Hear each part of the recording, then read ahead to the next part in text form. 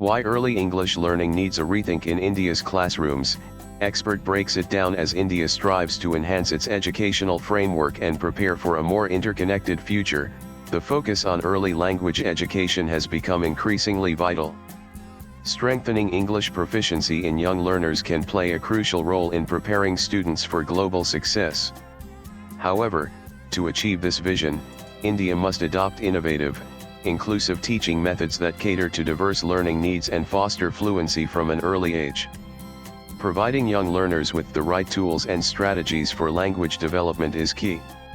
Mr. Amit Babahat, Managing Director of Burlington English India Southeast Asia, in an exclusive conversation with News18.com emphasized the importance of a stress-free, play-based learning environment that empowers both teachers and students.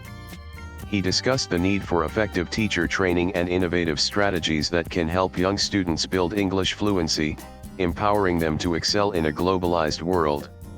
Q. Where do you see the role of English in the early years of school education in India? What does an effective and inclusive early language learning environment look like in the foundational years? What approaches have you seen actually work? Children up to the age of 5 are highly perceptive and adaptive because of the brain's plasticity. This makes early childhood the ideal time for language learning, provided their developmental and individual needs are addressed.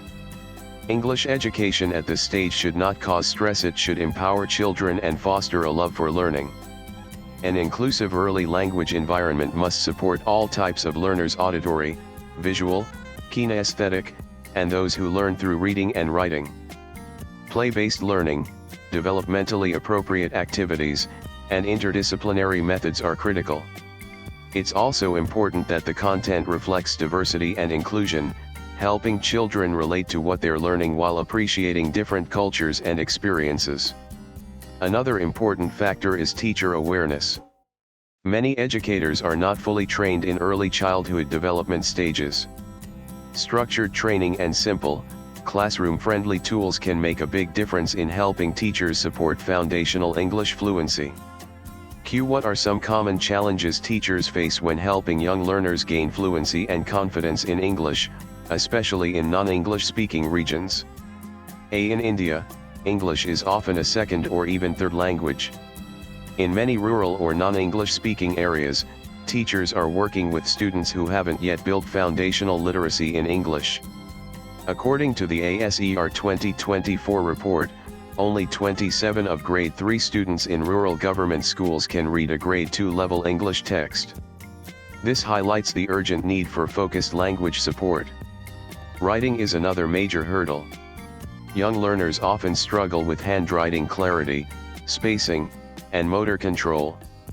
For instance, the shift from 4-line to single-line notebooks can confuse students. Small changes like using clearer fonts or simplified writing formats can ease this transition and reduce frustration. We've also seen a disconnect between classroom materials and the needs of multilingual learners. In many cases, the content isn't tailored to regional or cultural contexts. To address this, it's important that lesson plans, visual aids, and phonics-based activities are designed with real classroom conditions in mind, particularly where resources are limited. Q. From a student's perspective, what can make learning English feel more natural and less intimidating, particularly for those from non-English speaking households? For children from non-English speaking homes, fluency starts not with grammar, but with comfort and exposure. Familiarity is key. When English is introduced through songs, stories, and simple conversations, children begin to connect with the language more naturally.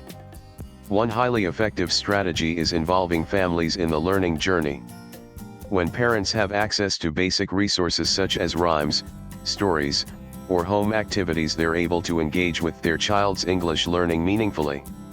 This shared effort brings the language into the home environment, making it feel less foreign and more relevant.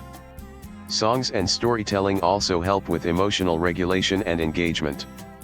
When rooted in local culture and everyday experiences, these tools not only teach vocabulary but also help children express themselves. Making English relatable is often the first step in building their confidence. Incorporating movement-based storytelling, reflective thinking, and imagination-driven tasks also supports holistic development, mental, emotional, and physical. Technology can add value here, but the core idea is to create a learning space where English feels like a tool for discovery, not a subject to fear. Also read 3 Language Policy, what the center's rules say, what powers states hold, explained Q. Do you think the current way English is taught in colleges prepares students well for the real-world job market? What changes would make language skilling more aligned with employment needs?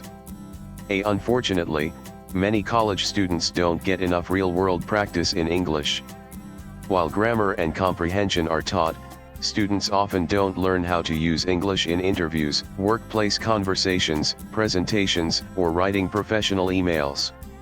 The recent NITIIG report on higher education points to this issue. There's a lack of industry-aligned curriculum, especially when it comes to communication skills.